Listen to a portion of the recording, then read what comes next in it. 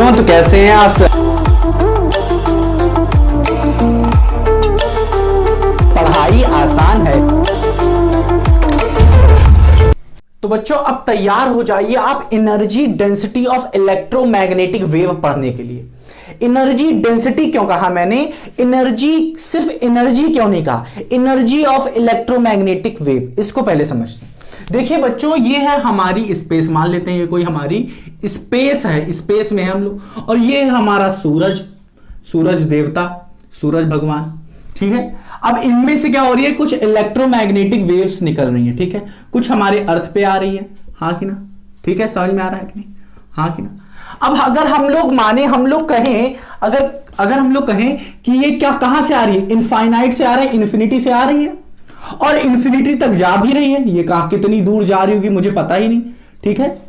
Infinity से आ रही है और इन्फिनिटी तक क्या कर रही है, इन्फिनिटी से आ रही है, इन्फिनिटी तक जा रही है, तो हम लोग पूरे वेव की एनर्जी नहीं निकाल सकते। ये जो पूरे जो वेव बन रही है, यहां पे वेव बन रही है, इसकी पूरी की नहीं निकाल सकते एनर्जी। इन्फिनिटी से आ रही है भाई साहब, इन्फिनिटी तक जा रही है, आप एनर्जी निकालिए, कैसे निकाल देंगे, नहीं निकलेगी। तो हम लोग क्या करते हैं, हम लोग कहते हैं पर क्यूब निकालते हैं, मतलब पर वॉल्यूम निकालते हैं। क्या करेंगे हम लोग, 1 मीटर क्यूब मतलब 1 मीटर क्यूब का मतलब हुआ कि वॉल्यूम जो होगा, वॉल्यूम मतलब हो गया, वॉल्यूम मतलब समझ रहे ना, वॉल्यूम क्या होता है, मास क्या होता है, डेंसिटी क्या होती है, समझ ना। हम लोग 1 मीटर क्यूब मतलब वॉल्यूम जो होगा 1 मीटर क्यूब में, उतने में एनर्जी कितनी होगी वो निकाल सकते हैं। इतने ढेरा मतलब समझ लो इन्फिनिटी तक कैसे निकाल पाओगे आप, नहीं निकाल पाओगे। तो इसीलिए इन्होंने कहा हम लोग 1 मीटर क्यूब का मतलब क्या, 1 मीटर का ये होगा, 1 मीटर का ऊपर होगा लेंथ ब्रेथ और हाइट, समझ में आ रहा, हाइट ये हो जाएगी हमारी।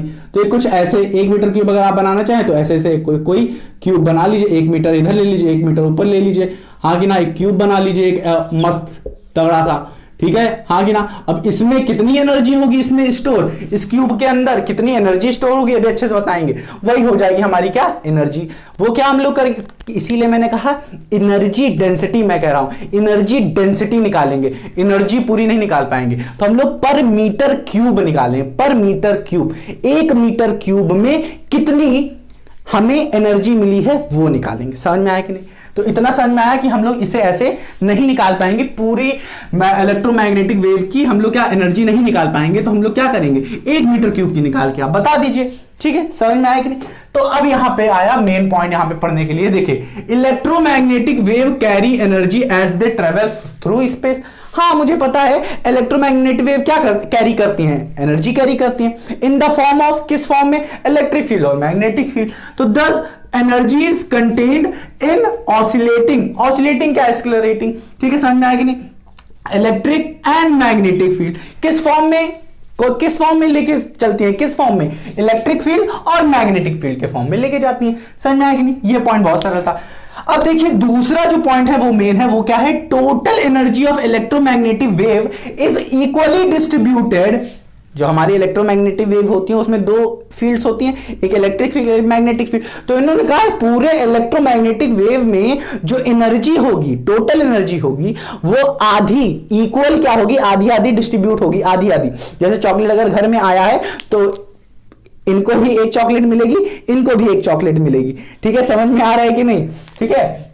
तो ये देखो, total energy of EM wave is equally distributed in electric field and magnetic field. समझ में आया कि नहीं, हाँ कि ना। अगर मान लेते हैं कि ये कोई हमारी क्या है, कोई हमारी ईएम वेव है, हाँ कि ना, ईएम वेव है।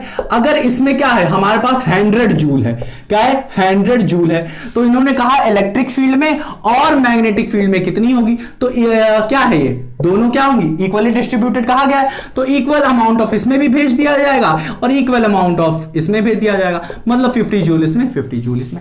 समझ में आया कि नहीं, चलिए ऐसे समझ में आ गया। अब देखिए यहां पे यही चीज लिखा है, total energy of EM wave is equally distributed in electric field and magnetic field, which means, जिसका मतलब हुआ कि equal amount of energy is contained, equal amount of energy contain करती है इलेक्ट्रिक फील्ड और मैग्नेटिक फील्ड, दोनों का मतलब एक ही हुआ। अब देखिए ये तीसरा पॉइंट आपको याद रखना है, we know that in electromagnetic wave, याद क्या, बहुत सिंपल चीज है जो हम पढ़ा चुके हैं आपको कि जो इलेक्ट्रोमैग्नेटिक वेव होती है वो प्रोड्यूस किसकी वजह से हो रही थी, एक्सेलरेटेड चार्ज या फिर ऑसिलेटिंग चार्ज की वजह से, प्रोड्यूस बाय एक्सेलरेटेड चार्ज या फिर कह सकते हैं ऑसिलेटिंग चार्ज की वजह से हो रही थी। किसमें हो रही थी, एलसी ऑसिलेटर में हो रही थी, एलसी सर्किट में हो रही थी, हाँ कि ना, जो मैंने आपको पढ़ाया था वहीं पे एक्सेलरेट कर रहा था चार्ज, जिसकी वजह से क्या हो रही थी, इलेक्ट्रिक फील्ड बन रही थी। समझ रहे हैं बात को, समझ रहे हैं ना, एक्सेलरेटेड चार्ज की वजह से। समझ में आया कि नहीं। अब देखिए यहां पे 2 पॉइंट और हैं, वो क्या है कि बच्चों जो एनर्जी ऑफ इलेक्ट्रिक फील्ड होती है, अगर हमें इलेक्ट्रिक फील्ड की एनर्जी निकालनी है तो हम लोग किससे निकालते हैं, is given from capacitor, capacitor से। क्यों, क्योंकि कैपेसिटर में क्या हो रही थी, इलेक्ट्रिक फील्ड हो रही थी, इलेक्ट्रिक फील्ड थी, हाँ कि ना, इलेक्ट्रिक फील्ड्स, यहां पे इलेक्ट्रिक फील्ड हो रही थी, तो यहां पे हम लोग ने इलेक्ट्रिक फील्ड हम लोग किससे निकालेंगे, कैपेसिटर से निकालेंगे। और यहां पे इंडक्टर में क्या हो रहा है, इंडक्टर में क्या हो रहा था कि मैग्नेटिक फील्ड यहां पे थी, क्या थी, मैग्नेटिक फील्ड, बहुत सारी मैग्नेटिक फील्ड अंदर थी। समझ में आ गया, हाँ कि ना, समझ में आ गई नहीं। इन दोनों के बीच में, कैपेसिटर के बीच में कौन है, इलेक्ट्रिक फील्ड बंद है, इसके अंदर क्या है, इसके अंदर क्या बंद है, मैग्नेटिक फील्ड। तो हम लोग इससे इंडक्टर से निकालेंगे हम लोग क्या, मैग्नेटिक फील्ड, कैपेसिटर से हम लोग निकालेंगे क्या, इलेक्ट्रिक फील्ड। समझ में आ गई नहीं। इन तीनों पॉइंट को अच्छे से नोट करिए और दिमाग में डालिए। तो बच्चों अब हम लोग पढ़ने जा रहे हैं क्या, energy density of electric field. Electric field में जो एनर्जी डेंसिटी होती है, एनर्जी डेंसिटी क्यों कह रहा हूं मैं, क्योंकि पूरे इलेक्ट्रिक फील्ड की हम लोग एनर्जी नहीं बता सकते, इसीलिए हम लोग एनर्जी पर यूनिट वॉल्यूम बताते हैं। क्या, एनर्जी पर यूनिट वॉल्यूम बताते हैं, मैंने अभी स्टार्टिंग में बताया था आपको, ठीक है। क्यों नहीं फाइंड करते, ठीक है, समझ में आ रहा है ना। तो हम लोग क्या फाइंड करेंगे, energy density of electric field find करेंगे, energy density of magnetic field भी फाइंड करेंगे। अब हमने बताया था इलेक्ट्रिक फील्ड के लिए हम लोग क्या यूज करते हैं, कैपेसिटर, ठीक है, क्योंकि कैपेसिटर के बीच में क्या होता है, इलेक्ट्रिक फील्ड्स होती हैं। समझ में आया कि नहीं, बाउंड होती है। तो ये देख रहे हैं हम लोग क्या हो रहा है, इलेक्ट्रिक फील्ड है यहां पे बहुत सारी, हाँ कि ना, हमने पढ़ के रखा है कि नहीं, कैपेसिटर का कैपेसिटेंस क्या होता है, C इज इक्वल्स टू क्या होता है, क्या कौन बताएगा, C की वैल्यू क्या होती है, epsilon not A upon D, हाँ कि ना। तो C की वैल्यू मैंने क्या लिखा है, epsilon not A upon D, इसका यूज होगा यहाँ पे। और हम लोगों ने पढ़ा है पोटेंशियल की वैल्यू क्या होती है, E डॉट D वेक्टर, हाँ कि ना, E vector dot D vector, जिसको हम लोग क्या लिख सकते हैं, ED cos थीटा। दोनों के बीच में एंगल क्या है, इलेक्ट्रिक फील्ड क्या है, इस डायरेक्शन में, हाँ कि ना, D भी इस डायरेक्शन में, हाँ कि ना। वेक्टर अगर मान ले D को, तो इसी डायरेक्शन हम लोग D को भी देख सकते हैं और E को भी देख सकते हैं। तो दोनों के बीच में एंगल कितना बन रहा है, 0। तो cos 0 की वैल्यू क्या होती है, 1। तो V की वैल्यू क्या हो गई, ED। समझ में आया कि नहीं। अब इन दोनों को हम लोग अभी पुट करेंगे, समझिए। अब देखिए हम लोग एनर्जी की बात कर रहे हैं, ठीक है, बोल रहे हैं energy density of electric field, तो हम लोग कहेंगे energy of capacitor, energy stored in the capacitor क्या होता है, 1/2 CV²। ये समझिए, ये सब बताया था मैंने आपको, यहां पे डायरेक्टली यूज कर रहे हैं। समझ में आ रहा ना, कैपेसिटर में हमने अच्छे से बताया था आपको, उसके लिए अलग सा मैंने अच्छे से वीडियो बनाया, उसको देखिए, आप समझ के आइए। देखिए यहां पे हमने लिखा है एनर्जी स्टोर्ड इन कैपेसिटर, कैपेसिटर में एनर्जी कितनी स्टोर होती है, 1/2 CV²। C और V की वैल्यू हम लोग यहां से उठा के यहां पे रख देंगे, ठीक है। C की वैल्यू रखी और V की वैल्यू रखी, सॉल्व किया इसे तो ये आया, D से D कट गया, बचा क्या हमारे पास, 1/2 epsilon not E² AD। AD क्या है बच्चों, यहां पे वॉल्यूम है। कैसे, क्योंकि ये हो गया हमारा क्या, इस प्लेट का एरिया हो गया, ये कुछ एरिया हो गया, हाँ कि ना, ये क्या है, पूरा एरिया हो गया, और एरिया को मैंने डिस्टेंस से मल्टीप्लाई कर दिया D से, तो हमें क्या मिल गया, हमें मिल गया वॉल्यूम ऑफ कैपेसिटर, हाँ कि ना। 2 प्लेट के बीच में कितना वॉल्यूम है वो मिल गया हमें, ठीक है। तो ये हमें क्या मिल गया, वॉल्यूम मिल गया। अब हमें फाइंड क्या करना था, एनर्जी पर यूनिट वॉल्यूम, यही तो एनर्जी डेंसिटी होती है। क्या, energy density of electric field हमें फाइंड करनी थी, हाँ कि ना, मतलब एनर्जी पर यूनिट वॉल्यूम ही हमें फाइंड करना है। किससे, हमें कैपेसिटेंस से फाइंड करना है। तो energy of the capacitor upon volume of the capacitor, हमें यही तो फाइंड करना है। तो हमें एनर्जी मिली है क्या, एनर्जी क्या है, एनर्जी को यू से रिप्रेजेंट करते हैं, energy of capacitor is equals to E naught epsilon naught E का स्क्वायर V है। तो V को हम लोग नीचे ले लेंगे, तो energy of the capacitor upon volume of the capacitor, हाँ कि ना, यही हमें फाइंड करना है। तो V को हम लोग क्या कर देंगे, नीचे ले लेंगे, और यही फाइंड करना है क्या, energy density of electric field, इसी को हम लोग इससे रिप्रेजेंट करते हैं, हाँ कि ना। तो यही हम लोगों ने यहां पे लिख दिया, और हमने कहा क्या, म्यू ई जो है हमारा, मतलब energy density of electric field जो है हमारी, वो 1/2 एप्सिलॉन नॉट ई स्क्वायर है। इसे मैंने बादल में इसलिए लिख दिया है जिससे आपको दिमाग में बैठ जाए। तो ये हमारा क्या आ गया, एनर्जी क्या आ गई, energy density of electric field आ गई है। यहां पे आप देखिए बच्चों, energy stored in electric field है, ये जो वैल्यू मिली हमें energy stored in electric field है। बच्चों यहां पे एक चीज नोटिस करने वाली है, ये जो यहां पे हमें एनर्जी मिली है, ये जो एनर्जी डेंसिटी मिली है हमें, ये वेरिएबल है। क्यों वेरिएबल है? क्योंकि यहां पे जो इलेक्ट्रिक फील्ड है वो भी वेरिएबल है, चेंज हो रही है विद रिस्पेक्ट टू टाइम। समझ में आ रहा है? जैसे जैसे समय बीत रहा है तो इलेक्ट्रिक फील्ड चेंज हो रही है, बढ़ रही है, घट रही है, जीरो हो रही है। समझ में आ रहा है कि नहीं? तो ये हो रही ऐसी है, तो ये वेरिएबल है। तो देखिए हमने यहां पे पॉइंट्स लिखा हुआ है आपको समझाने के लिए। पॉइंट टू रिमेंबर क्या है, इन energy density of electric field, यही तो है यू कह रहे हैं म्यू ई, इसी को हम लोग क्या कहते हैं, energy density of electric field. In energy density of electric field electric field is variable, ये दूसरा पॉइंट है। ये क्या है दूसरा पॉइंट? देखिए energy density of electric field में जो इलेक्ट्रिक फील्ड है वो क्या है बच्चों, वेरिएबल है, मतलब चेंज हो रही है। इसी वजह से ऑलवेज हमें फाइंड करना होता है क्या, average value of energy density of electric field. हम लोग हमेशा एवरेज निकालते हैं, ये नहीं निकालते हैं। अगर एग्जाम में आपके दिया गया है कि find the value of average density of electric field, नहीं ये नहीं दिया रहेगा। अगर दिया रहेगा आपके में कि find the value of energy density of electric field, हाँ कि ना, तब वहां पे आपको ये वाली वैल्यू नहीं फाइंड करनी होगी, आपको एवरेज फाइंड करनी होगी। एग्जाम में तो सीधा यही दिया रहेगा, find the value of mu E, तो आपको म्यू ई नहीं, म्यू ई एवरेज फाइंड करना होगा। समझ में आया कि नहीं?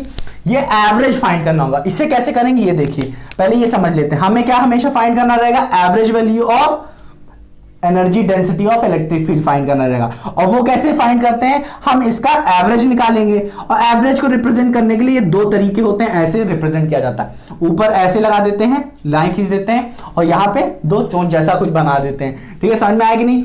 अब देखिए बच्चों, इलेक्ट्रिक फील्ड जो है यहां पे, अब अच्छे से मैंने बताया हिंदी में भी, इलेक्ट्रिक फील्ड क्या है, वेरिएबल होने के कारण हम क्या करते हैं, एनर्जी डेंसिटी का एवरेज फाइंड करते हैं। समझ में आया कि नहीं? समझ में आया कि नहीं? हिंदी में भी अच्छे से लिख दिया, समझ में आया कि नहीं? अब कैसे फाइंड करेंगे, हमें पता है जो वेरिएबल इलेक्ट्रिक फील्ड होती है उसकी वैल्यू हम लोग फाइंड कर रहे थे कि नहीं, E = E naught sine kx minus omega t, हाँ कि ना। इसी वैल्यू को उठा के क्या करेंगे, इसमें पुट कर देंगे। पुट करने के बाद हम लोग एवरेज फाइंड करेंगे, जो कि हम लोग ऐसे रिप्रेजेंट करते हैं। एवरेज कैसे फाइंड करेंगे, इनके ऊपर क्या करेंगे, ऐसे और ऐसे हम लोग क्या करेंगे, लाइन खींच देंगे, मतलब एवरेज का साइन लगा देंगे। एवरेज का साइन लगा देंगे तो इसका मतलब क्या होगा, इसका एवरेज और इसका एवरेज निकालना पड़ेगा। कांस्टेंट का एवरेज सेम रहता है, तो कांस्टेंट क्या है, 1/2 ई नॉट। ई नॉट क्या है, ई नॉट स्क्वायर और एप्सिलॉन नॉट साइन, हाँ कि ना। यहां पे कांस्टेंट क्या है, 1/2 एप्सिलॉन नॉट, ई नॉट का स्क्वायर का एवरेज क्या हो जाएगा, सेम रहता है, तो ये क्या हो जाएंगे, बाहर हो जाएंगे, निकल आएगा बाहर, हाँ कि ना। तो ये तो कांस्टेंट हो गए। अब बताइए sine square kx minus omega T का आंसर क्या आएगा। बच्चों मैंने आपको बताया था किसमें, अल्टरनेटिव करंट में, कि average of sine square omega T क्या आता था, इनका एवरेज क्या आता था, 1/2 आता था, हाँ कि ना। तो इसलिए मैंने यहां पे लिखा हुआ है sine square kx minus omega T का जो एवरेज आएगा वो भी क्या आएगा, 1/2 आएगा। समझ में आएगा नहीं? यहां पे रख देंगे तो हमें एवरेज मिल गया, क्या एवरेज इसका मिल गया, average of energy density of electric field हमें मिल गया। क्या आ रहा है, 1/4 एप्सिलॉन नॉट ई नॉट का स्क्वायर। समझ में आया कि नहीं प्यारे बच्चों? ये क्या आ गया हमारा एवरेज। ठीक है, यही हमें एग्जाम में फाइंड करना रहेगा। अगर हमसे कह रहा है find the value of energy density of electric field, electric field की एनर्जी डेंसिटी फाइंड करिए, तो हम लोग ये नहीं फाइंड करके आएंगे, हम लोग हमेशा ये फाइंड करके आएंगे। समझ में आया कि नहीं, हाँ कि ना। हमें ये एवरेज क्यों फाइंड करना पड़ा है बच्चों, क्योंकि यहां पे इलेक्ट्रिक फील्ड क्या है, वेरिएबल है। अगर कांस्टेंट होती तो ये सब करने की जरूरत ही ना पड़ती, सीधे ये लिख देते। समझ में आ रहा है कि नहीं? बहुत सरल है, बहुत ही। दो ही कॉन्सेप्ट आपको लगाने हैं, क्या एनर्जी आपको पता होनी चाहिए, कैपेसिटेंस की एनर्जी क्या होती है, सी की वैल्यू क्या होती है, वी की वैल्यू क्या होती है, सीधे पुट कर देनी है। एवरेज कैसे निकालते हैं ये पता होना चाहिए, बस खत्म कहानी, कुछ नहीं है। तो चलिए इसे नोट करिए बात अच्छे से। तो बच्चों अब हम लोग निकालेंगे क्या, energy density of magnetic field निकालेंगे। ईएम वेव दो चीज से बनके मिलती है ना, हाँ कि ना। बनती है किससे, इलेक्ट्रिक फील्ड और मैग्नेटिक फील्ड से, हाँ कि ना। इलेक्ट्रिक फील्ड की हम लोग निकाल चुके हैं value, energy density of electric field निकाल चुके हैं। अब हम लोग निकालेंगे क्या, energy density of magnetic field निकालेंगे।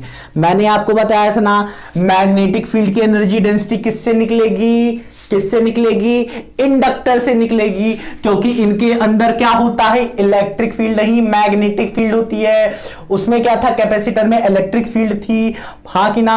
यहां पे क्या है, अंदर क्या है, मैग्नेटिक फील्ड भरी हुई है, ठीक है, हाँ कि ना, समझ में आया। तो इसीलिए हम लोगों ने क्या यूज किया, इसे इंडक्टर यूज किया, समझ में आया कि नहीं।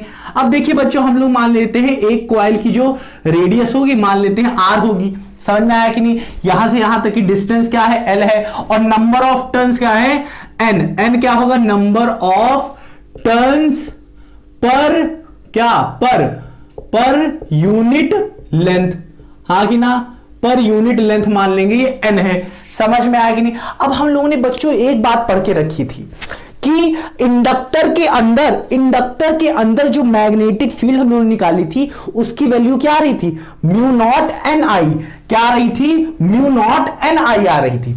यहां से आई की वैल्यू निकाल लेंगे, ऐसा क्यों किया मैंने अभी बताते हैं आपको।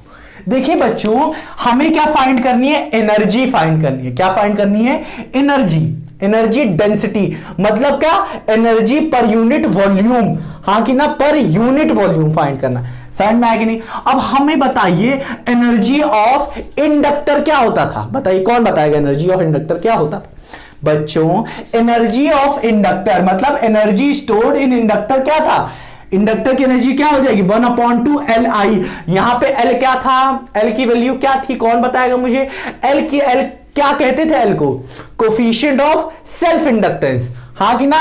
एल इसकी वैल्यू क्या होती थी, कौन बताएगा। यहां पे लिखे क्या, एल की वैल्यू क्या होती थी बताओ, म्यू, यहां पे देखिए मैंने लिख के रखी है, mu naught n square pi r square l होती थी। जिसको याद है इसका मतलब उसने अच्छे से तैयारी की हुई है, समझ में आ रहा है कि नहीं। तो एल की वैल्यू क्या हो गई, ये हो गई, हाँ कि ना, इतना बताओ, समझ में आया कि नहीं। अब आई की वैल्यू हमने यहां से निकाली है, यहां पे उठा के यहां पे रख देंगे। रखने से क्या हुआ, हमें ये चीज मिली, स्क्वायर है तो इसका क्या हो जाएगा, स्क्वायर हो जाएगा, B square mu naught square N square, mu naught से म्यू नॉट कट जाएगा, एन स्क्वायर से एन स्क्वायर कट जाएगा, समझ में आया कि नहीं। बचा क्या, B naught upon mu naught, B naught नहीं, B square upon mu naught, हाँ कि ना, पाई आर स्क्वायर एल। अब बताइए पाई आर स्क्वायर एल क्या है। ये जो एक कॉइल है, मान लेते हैं कोई कॉइल है, कॉइल का एरिया क्या होता है, मतलब सर्किल ही तो है कॉइल, तो पाई आर स्क्वायर होगा इसका एरिया, हाँ कि ना। और क्या है, अगर मैं वॉल्यूम कहूं इसका तो एल से मल्टीप्लाई कर देंगे तो वॉल्यूम ऑफ इंडक्टर मिल जाएगा हमें, हाँ कि ना, समझ में आया कि नहीं। तो ये पाई आर स्क्वायर साथ ही साथ एल भी है, हाँ कि ना, इतना बड़ा, तो हमें वॉल्यूम ऑफ इंडक्टर मिल गया, हाँ भाई साहब मिल गया मुझे। अब हमें क्या चाहिए था, तो एनर्जी ऑफ अ इंडक्टर, हाँ कि ना, अपॉन वॉल्यूम ऑफ इंडक्टर। तो हमें एनर्जी पता है, एनर्जी हमें ये मिली है, वॉल्यूम को उठा के हम लोग क्या करेंगे, एनर्जी से हम लोग क्या करेंगे, डिवाइड कर देंगे। एनर्जी तो ये सब है जो निकल के आ रही है, क्या है, एनर्जी ही तो है, यहीं से स्टार्ट किया था हमने। अब इसी को हम लोग क्या करेंगे, v से डिवाइड कर देंगे, जो v की वैल्यू यहां पे आई है, इसको नीचे लेके जाएंगे, और जैसे यहां पे नीचे ले जाएंगे ये हो जाएगी। और इसी को हम लोग क्या कह रहे थे, इसी को हम लोग कह रहे थे energy density of magnetic field, हाँ कि ना। क्योंकि यहां पे एनर्जी जो यूज की गई, क्या इंडक्टर की यूज की है, वॉल्यूम भी हम लोग इसी का यूज किए, समझ में आया कि नहीं। तो इसको हम लोगों ने क्या बोला, म्यू बी बोला, समझ में आया कि नहीं। ये क्या है, energy density of magnetic field, हाँ कि ना, जिसको हम लोग क्या 1/2 B square upon mu naught. अब बच्चों मुझे आपको एक चीज बतानी है कि यहां पे भी जो हमारी एनर्जी डेंसिटी आ रही है मैग्नेटिक फील्ड की, वो भी क्या है, वेरिएबल है। क्यों, क्योंकि यहां पे जो मैग्नेटिक फील्ड है वो भी क्या है, वेरिएबल है। तो इसीलिए हम लोग क्या करेंगे, यहां पे हम लोग क्या फाइंड करेंगे, एवरेज फाइंड करेंगे। हमेशा याद रखिएगा बच्चों, अगर एग्जाम में आपको कह रहा है फाइंड द क्या, energy density of electric field या मैग्नेटिक फील्ड, तो ये नहीं, आप एवरेज निकालेंगे इसका, ठीक है। तो एवरेज कैसे निकाला, मैंने कुछ पॉइंट्स लिखा मैंने कि इन energy density of magnetic field is variable, हाँ कि ना। इन energy density of magnetic field is variable, समझ में आया कि नहीं। यही चीज मैंने ऊपर लिखी है, इसे अच्छे समझिएगा नहीं तो समझ में नहीं आएगा। So we always find the average value of energy density, हाँ कि ना, जिसको हम लोग इस तरीके से लिख सकते हैं। तो यहां पे मैंने हिंदी में भी लिख दिया है, समझ में आया कि नहीं, इसको आप पढ़िए अच्छे से। अब देखिए लेट किया हमने, हम मान रहे हैं क्या, हमने माना क्या, वेरिएबल था, वेरिएबल का हमें पता है इक्वेशन कैसे लिखते हैं, ठीक है, variable magnetic field is equal to B naught sine के X minus omega T. B क्या है यहाँ पे, वेरिएबल ही तो है। अब इसी वेरिएबल बी को उठा के यहाँ पे पुट कर देंगे, पुट किया तो ये आया, हाँ कि ना, समझ में आया। देख लीजिए स्क्वायर था, हाँ कि ना, तो हम लोग इसका स्क्वायर कर देंगे, ये आ जाएगा। अब हमें फाइंड क्या करना है, एवरेज फाइंड करना है। तो हम लोग क्या करेंगे, यू म्यू नॉट बी का हम लोग क्या करेंगे, एवरेज फाइंड करेंगे। एवरेज फाइंड किया तो हमने इस पे भी एवरेज फाइंड किया, हाँ कि ना। अब हमें पता है कांस्टेंट का एवरेज कांस्टेंट ही होता है, समझ में आया कि नहीं, वही होता है, उसका एवरेज कांस्टेंट ही रहेगा। तो 1/2 B naught square upon mu naught, क्या है ये सब कांस्टेंट है, तो कांस्टेंट का एवरेज कांस्टेंट ही रहेगा, तो ये बाहर आ जाएगा, समझ में आया कि नहीं। अब देखिए बच्चों, साइन स्क्वायर के एक्स माइनस ओमेगा टी, अभी मैंने बताया था इसकी वैल्यू क्या थी, 1/t, अभी जब इलेक्ट्रिक का निकाले थे, ठीक है। तो ये क्या हो जाएगा हमारा, 1/2 आ जाएगा, हाँ कि ना। तो 1/2 आ गया, तो इसकी वैल्यू क्या आ गई बताओ, इसके एवरेज निकला है, ये एवरेज, हाँ कि ना, समझ में आया कि नहीं। तो हमने निकाल दिया क्या, energy density of magnetic field का एवरेज जो है वो 1/4 B naught square upon mu naught है। समझ में आ रहा है कि नहीं, कि इतने शेयर्स क्या हुआ है, टोटल एनर्जी जो थी इलेक्ट्रिक फील्ड की, इलेक्ट्रिक फील्ड कह रहे हैं, ईएम वेव की, मतलब इलेक्ट्रोमैग्नेटिक वेव की जो टोटल एनर्जी थी, उनमें से मैग्नेटिक फील्ड का कितना शेयर था, कितना अमाउंट था, वो कितना है, इतना है।